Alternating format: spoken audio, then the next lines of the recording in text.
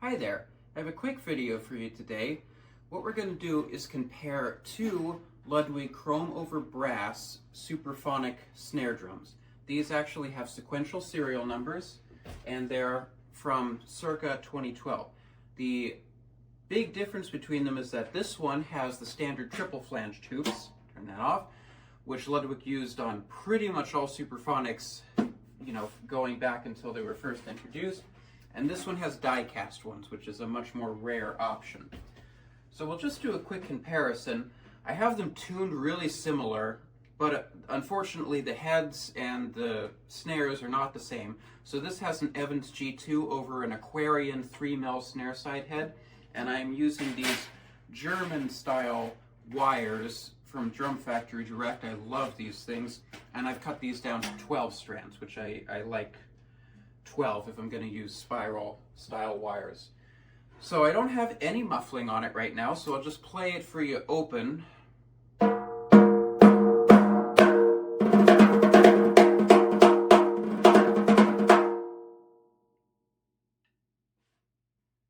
you can hear that characteristic high-pitched ring. One cool thing about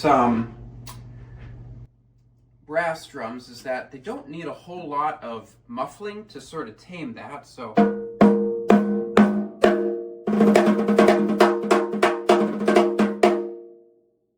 okay, and now let's hear it with the snares on.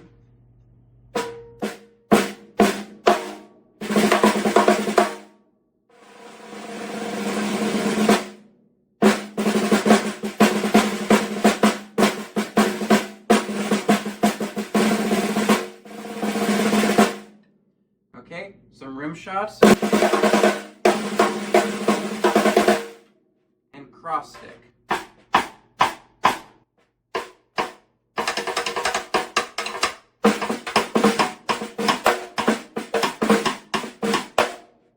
Okay, and I'll just add a little more muffling so we can hear it really dried up.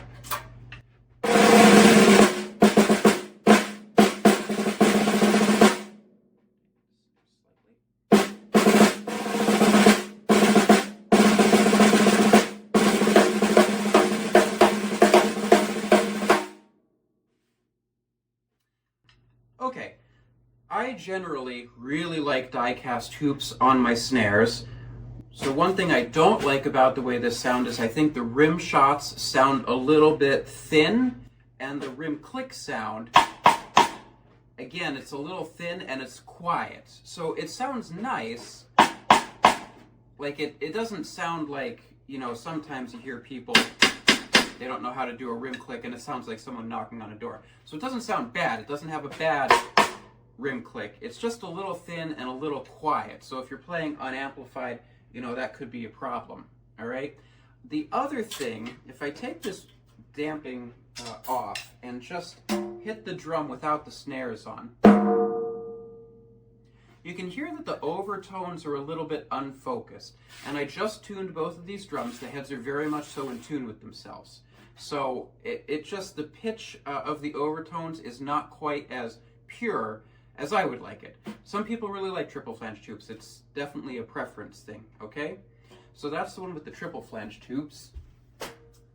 And now let's get the die-cast one. So this is a Remo Controlled Sound X, which is a 12mm batter over a Evans 300 orchestral, and I have a set of 20-strand pure sound wires on here.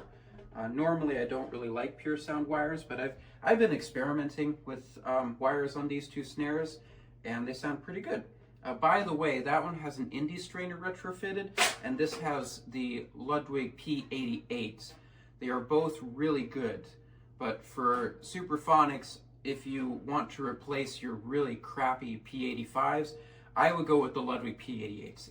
It comes with a butt plate, it's cheaper than the indie, the hole spacing fits perfectly. In some ways I like the indie a little bit better from a mechanism standpoint, but they're basically identical, so a little bit off topic, but okay. So let's hear the drum wide open without the snares on.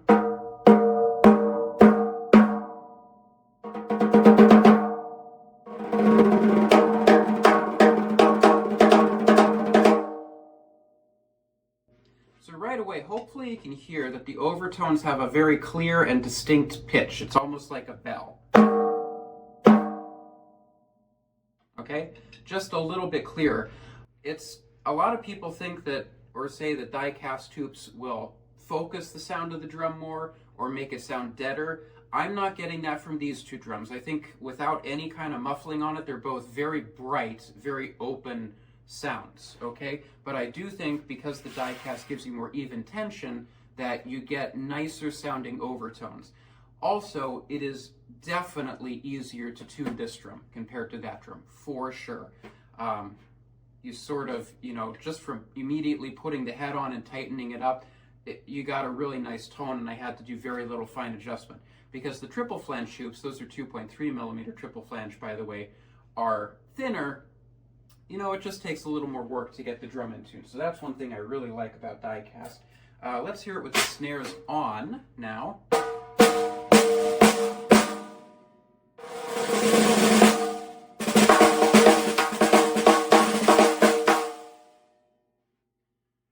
Hopefully right away you can hear that the rim shot is much more explosive. I really like the sound of the rim shot on these, especially for a metal drum. I'm not the world's biggest fan of metal drums, but I do like brass drums. I'm not a fan of aluminum drums, so I don't like the regular Supraphonics. They're just not for me, but these sound nice, okay? Let's hear it with a little bit of muffling on now.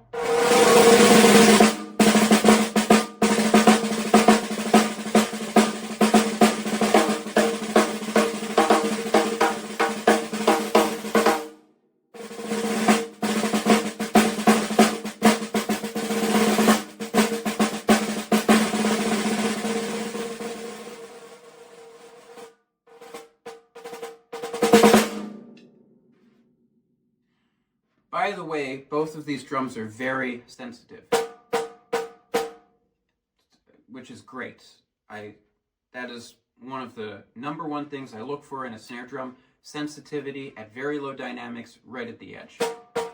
And these both do that really well, which is great. Okay, so once again, the rim shots just sound better to me. They sound fuller. I also find it a little easier to hit rim shots on these, but do note the triple flange tubes tend to be a little bit easier on your sticks.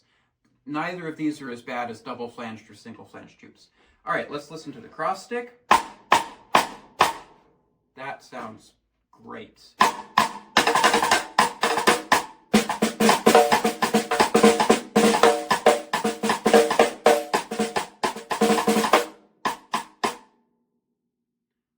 Hopefully you can hear how much louder and fuller that cross stick sound is. This is a really good cross stick sound. I mean, just...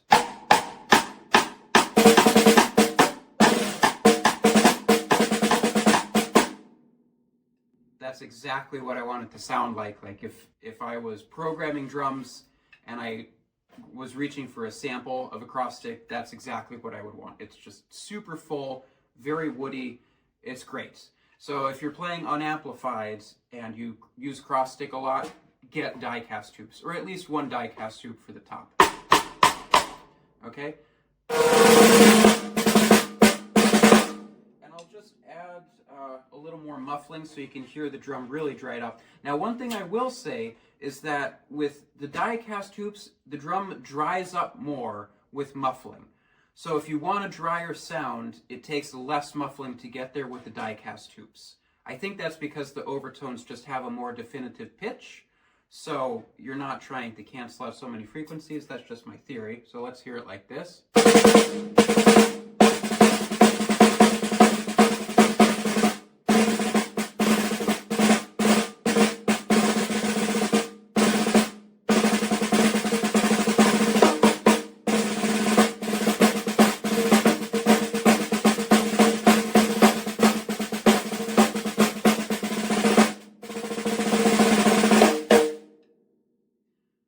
So when it's dried up like that with quite a bit of muffling, the drum still has a lot of body and you get so much articulation out of it. So in case it isn't clear, I prefer the Supraphonics with die-cast tubes. I know a lot of people don't. I have read the forum posts, but in my opinion, it sounds much better with die-cast tubes. this is an extremely nice sounding, versatile drum. I have tried it at different tunings. It goes low really well, it goes high really well. It's very versatile. So that's pretty much everything. Oh, one other interesting thing I noted, these are not my drums. I have repaired them for a school where I work, and so I had them completely apart. And this shell with the die-cast tubes has a lower fundamental pitch than the other one. And again, they're sequential serial numbers. So this one is 1557 and that one is 1558. So I just thought that was interesting. The fundamental pitch of the shell has very little to do with the overall sound. So if you see some companies stamping pitch on the inside of their shells, okay, that's really just a marketing gimmick. But I did think it was interesting. I have not tried swapping hoops, but I think they would sound extremely similar if I swapped hoops, and I'm not going to do that. So that's everything. I'll just play a little bit more on this drum because I'm having a lot of fun with it, and we'll talk to you next time.